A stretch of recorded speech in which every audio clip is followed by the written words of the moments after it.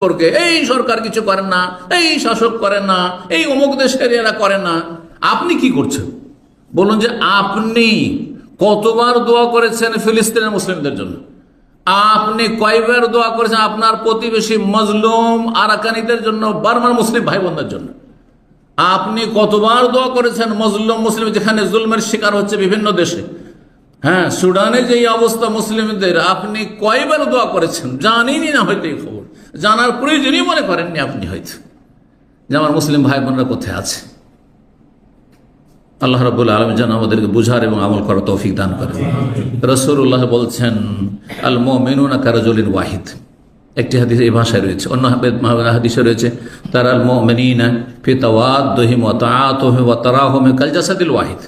মুসলিমরা তাদের ভালোবাসার ক্ষেত্রে এবং সহানুভূতির ক্ষেত্রে আর একজন অপরজনের উপর মায়া মমতার ক্ষেত্রে একটি দেহের মতো, একটি দেহের মতো, একজন মানুষের শরীরের মতো। আমার আঙ্গুলে যদি সামান্য একটু কেটে যায়, ব্যথা পাই, তাহলে শুধু আঙ্গুল ব্যথা করবে না, গোটা শরীর ব্যথিত হবে, গোটা শরীর কষ্ট পাচ্ছে। হ্যাঁ।